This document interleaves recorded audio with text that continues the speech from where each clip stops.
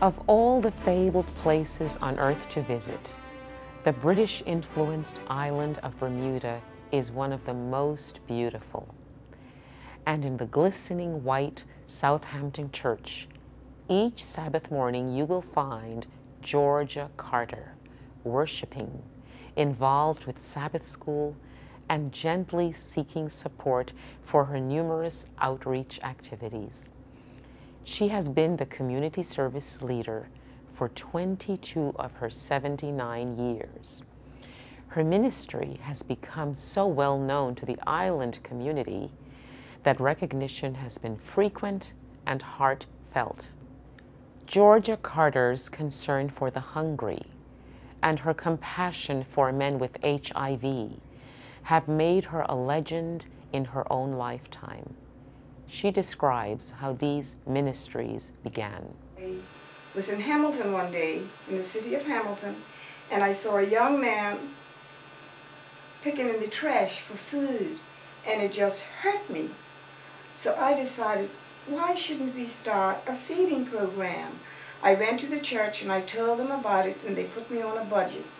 And that's when the feeding program started. And at the time the feeding program started, that's when I met my first HIV/AIDS person. And at that time, people was afraid because they didn't know what to expect. They didn't understand about AIDS. I had no fear because I felt God was leading me and He would take care of me. And I followed that young man to the hospital.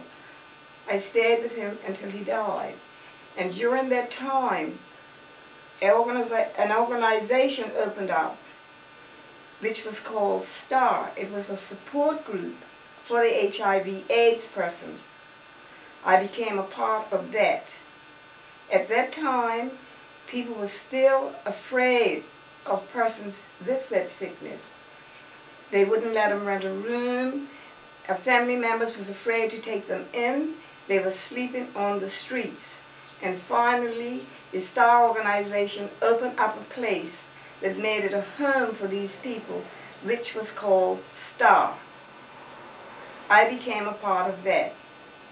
I used to go there, and then people were very sick, and stayed 3 and 4 days and nights, taking care of their needs.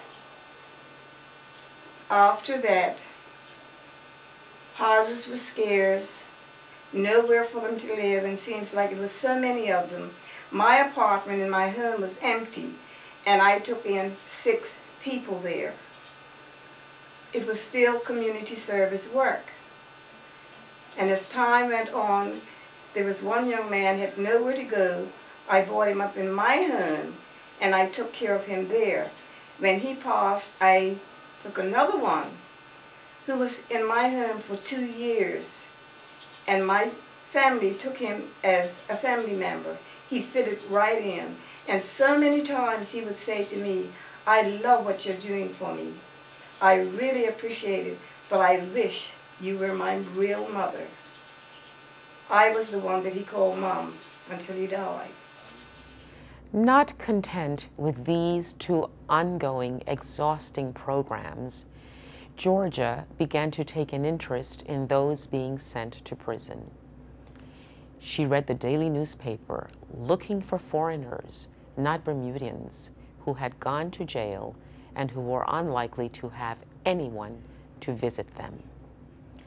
She sent them each a book about a mother who sends her wandering son a Bible she had marked up just for him.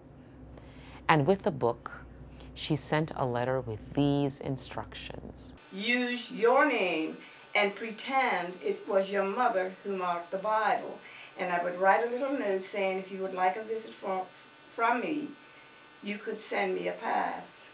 And within days, seems like a pass would come. And I would visit them at the prison, from the prison to the hospital, from the hospital to the prison, to the hospital again, and to the grave. My reward was when they gave their heart to the Lord. Clearly, God has given Georgia Carter a unique ministry.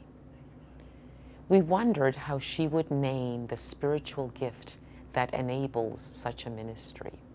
God has given us each a talent, and my talent is to be compassionate.